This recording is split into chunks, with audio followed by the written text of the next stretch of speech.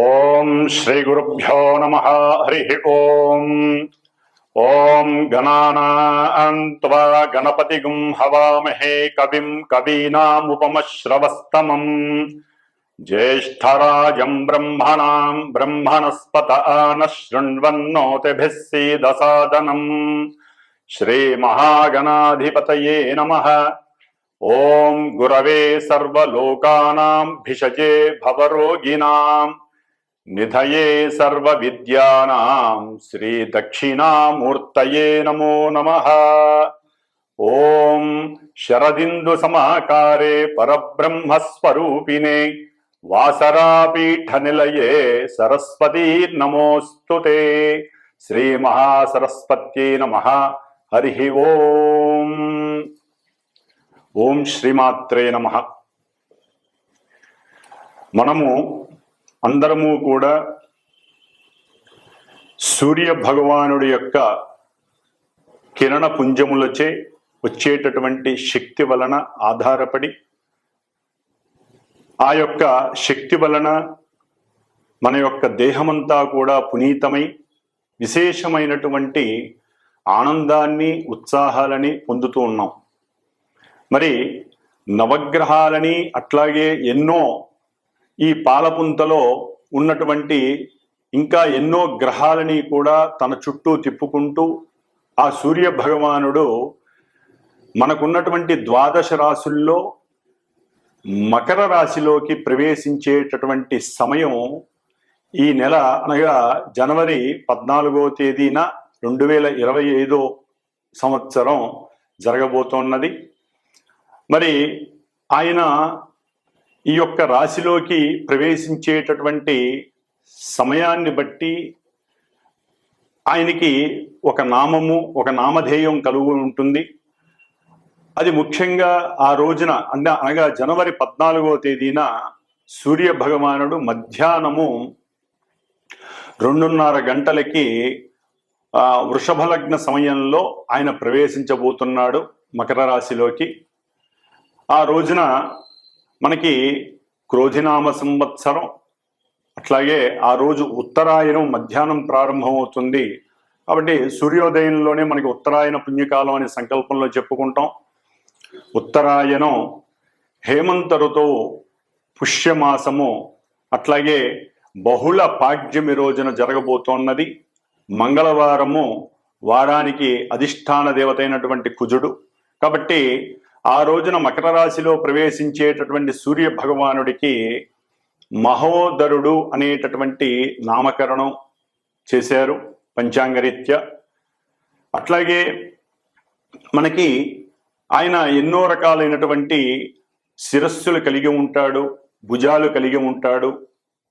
అట్లాగే తను చేసేటటువంటి స్నాన జలము కానివ్వండి, ఔషధాలు కానివ్వండి, వాటిని బట్టి ఆయన ఈసారి సంక్రాంతి పురుషుడై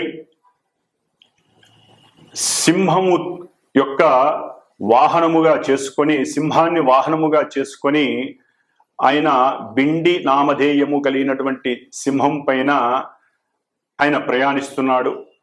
కాబట్టి ఈ రవి సంక్రమణం అనేటటువంటిది మంగళవారం జరగటం కావున ఈ యొక్క కారణం చేత దొంగలకి హాని కలుగుతుంది. ఆయన మారేడు స్నానం చేయటం ద్వారా మహాభయము, వ్యాధి, దుర్భిక్షము, అట్లాగే మంగళవారం అవటం చేత ఎన్నో రకాలైనటువంటి బీభత్సాలు, ఇబ్బందులు కలుగుతాయి. ముఖ్యముగా ఈ యొక్క సంక్రాంతి పురుషుడు కరణము మరియు వారము యొక్క అధిష్టాన దేవతల మీద, ఆ యొక్క అధిపతుల మీద ఆధారపడి మన భూమి మీద నివసించేటటువంటి మానవుల మీద, ప్రకృతి మీద తన యొక్క ప్రతాపాన్ని చూపిస్తూ ఉంటాడు. కాబట్టి ఏదేమైనప్పటికీ కూడా ఈ యొక్క మకర సంక్రాంతి అందరూ కూడా సుభిక్షంగా, శుభప్రదంగా ఆచరించుకొని సమస్త గ్రహాలు విడుదల చేసేటటువంటి కాంతి కిరణాలను తనలో అన్వయించుకొని ఆయన యొక్క కిరణాల ద్వారా మనకి విశేషమైనటువంటి ఆరోగ్యాన్ని, అట్లాగే ఆయుష్ని, మనస్సంకల్ప సిద్ధిని, చైతన్యాన్ని కలుగజేసేటటువంటి ఆ సూర్య భగవానుడికి నమస్కరిస్తూ మరి ఈ నెల మరి సంక్రమణం జరుగుతుంది. మనకందరికీ తెలిసిన విషయమే. ప్రతి నెల కూడా సూర్యుడు ఒక రాశిలో నుంచి మరి ఒక రాశిలోకి సంక్రమించేటటువంటి సమయంలో ద్వాదశ రాశుల వారికి మరి రవి, అట్లాగే బుధుడు, శుక్రుడు ఈ ముగ్గురు కూడా ప్రతి నెల కూడా 30 రోజులకు ఒకసారి సంక్రమణం చేస్తూ ఉంటారు, ఒక రాశిని వదిలి ఇంకొక రాశిలోకి. అట్లాగే ఈసారి కుజుడు కూడా మరి ఎన్నో రోజులుగా నీచత్వాన్ని బట్టి వక్రీగమన స్థితిలో ఉండి వెనుకున్నటువంటి మిథున రాశిలోకి కుజ భగవానుడు కూడా ఆయన వెళ్ళబోతున్నారు. కాబట్టి ఈ 4 గ్రహాల యొక్క మాస ఫలితాలు ఏ విధంగా ఉంటాయి, అట్లాగే మనకి తెలిసినటువంటి సంవత్సర ఫలితాలు గురు శుక్ర రాహు, గురు శని రాహుకేతువుల వలన ఏ విధంగా ఉంటాయో మరి రాసుల వారిగా మనం తెలుసుకుందాము. కాబట్టి ముందుగా ఆ సూర్య భగవానుడికి నమస్కరిస్తూ ఆరోగ్యం భాస్కరాదిచ్చేత్, అందరూ కూడా ఈ సంక్రాంతి పండుగని విశేషంగా చక్కగా ఆయనకి ప్రీతికరమైనటువంటి క్షీర పొంగలితో ఆయనకి నివేదన చేసి ప్రతి ఒక్కరూ కూడా గాయత్రి మంత్రాన్ని వినడం ద్వారా, అట్లాగే అర్హత కలిగిన వాళ్ళు గాయత్రి మంత్రాన్ని చక్కగా ఆచరించి అందులో ఉన్నటువంటి 24 మంది దేవతా శక్తులని వారు పొందవలసిందిగా, అట్లాగే మనం చేసేటటువంటి ఈ యొక్క గాయత్రి సంధ్యావందన ప్రక్రియల ద్వారా కానీ, సూర్య నమస్కారాల ద్వారా కానీ ఆ రోజున, అట్లాగే అరుణ పారాయణల ద్వారా కానీ సూర్య భగవానుడికి అత్యంతమైనటువంటి శక్తిని మనందరం కూడా ఇవ్వాలని చెప్పి, దాని ద్వారా ఆ సూర్య భగవానుడు మనందరికీ కూడా ఆరోగ్యాన్ని, ఆయుష్ని ప్రసాదించాలని మనసారా కోరుకుంటూ మరి ఈ యొక్క మాస ఫలితాలు ఏ విధంగా ఉంటాయి, జనవరి 14వ తేదీ నుండి మరలా ఫిబ్రవరి 13వ తేదీ వరకు ద్వాదశ రాశుల వారికి ఏ విధంగా ఉంటుందో తెలుసుకుందాం. ఓం నమ శివాయ. ఓం శ్రీమాత్రే నమః. ఓం శ్రీమాత్రే నమః.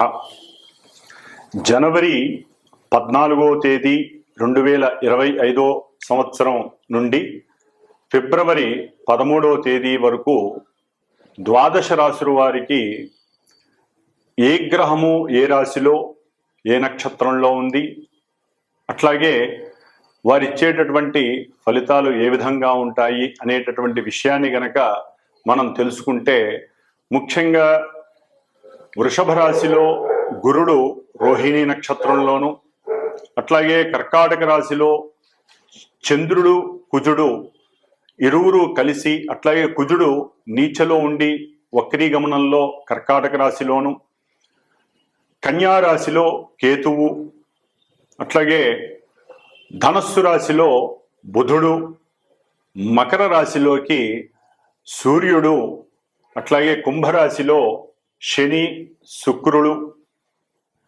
మీనరాశిలో రాహువు. ఈ విధంగా మన యొక్క భచక్రంలో అంతరిక్షంలో గ్రహాలు ద్వాదశ రాశుల్లో సంచరిస్తూ వారు ముఖ్యంగా నక్షత్రాలలో సంచరిస్తూ నక్షత్రాలకు సంబంధించినటువంటి ఫలితాలు, రాశులకు సంబంధించినటువంటి ఫలితాలు ఏ విధంగా మన మీద ప్రసరింపజేస్తాయో మరి ఇప్పుడు తెలుసుకుందాం.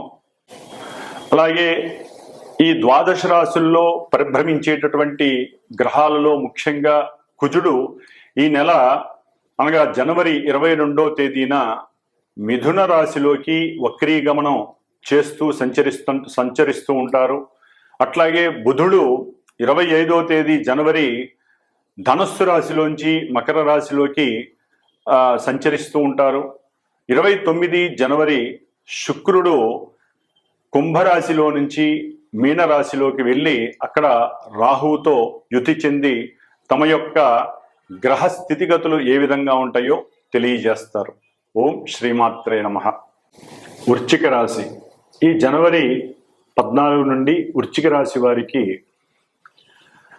ముఖ్యంగా 3లో ఉన్నటువంటి రవి వీరికి ఉద్యోగపరమైనటువంటి విషయాల యందు ఆసక్తి, ఉద్యోగంలో ఎదుగుదల, అట్లాగే రాజకీయ నాయకుల యొక్క సహాయ సహకారాల వలన వీరు మేధస్సుని గుర్తించి ఉన్నతమైనటువంటి స్థానము ఉద్యోగంలో దొరకటం, అట్లాగే ఉద్యోగ నిమిత్తమై అధికారుల యొక్క ఆజ్ఞ మేర వీరు తరచూ కూడా ఈ నెల ప్రయాణాలు చేయటం, వృత్తిపరమైనటువంటి ప్రయాణాలు చేయటం, ఆ ప్రయాణాల యందు చాలా సౌఖ్యకరమైనటువంటి జీవితం అనేటటువంటి ఆనందకరమైనటువంటి పరిస్థితి వీరు అనుభవిస్తూ ఉంటారు.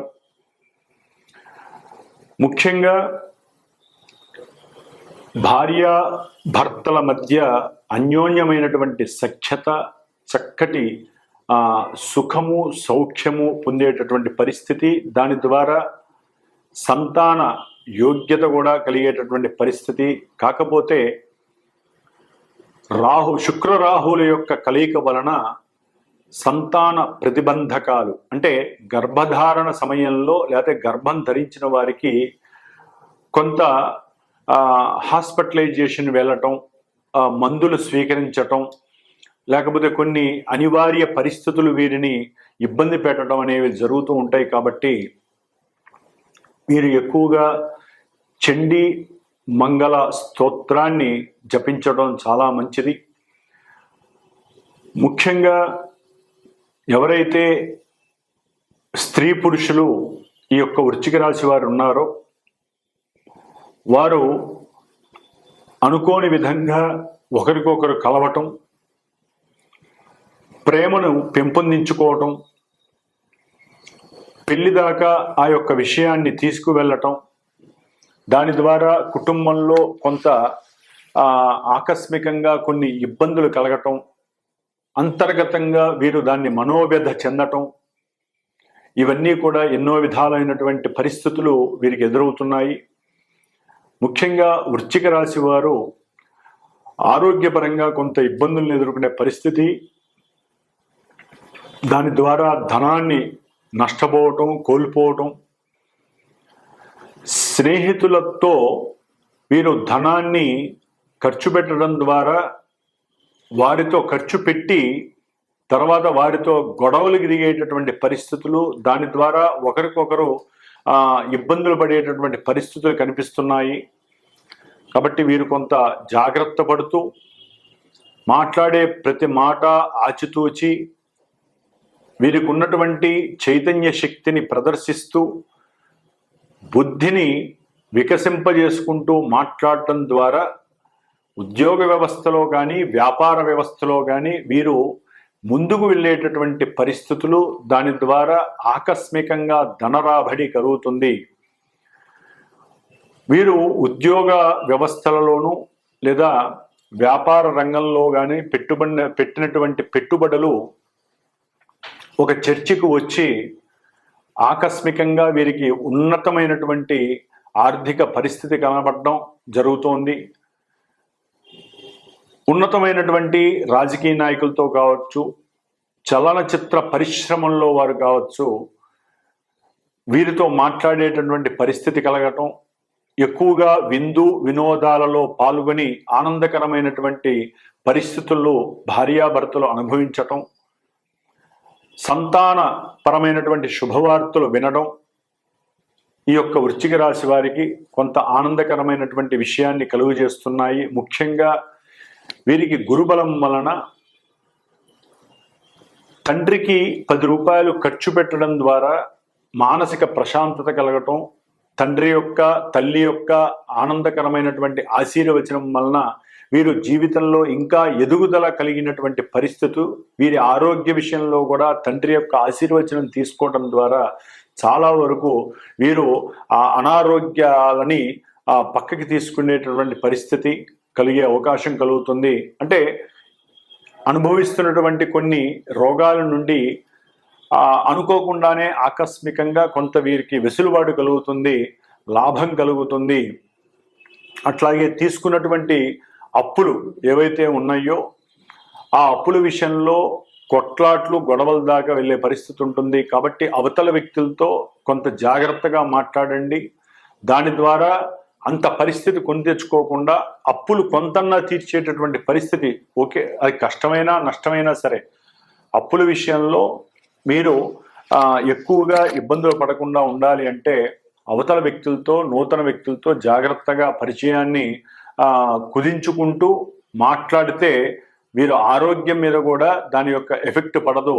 ముఖ్యంగా ఆరోగ్య భద్రతే లక్ష్యంగా వీరు శారీరక వ్యాయామ విషయాల్లో పాల్గొనాలి. వృశ్చిక రాశివారు ఆకస్మికంగా కొంత వీరు ఈ యొక్క ఛానల్స్ ద్వారా కానీ వార్తాపత్రికల ద్వారా కానీ ప్రచురితమయ్యేటటువంటి విషయాల యందు కొంత వీరికి ఉన్నటువంటి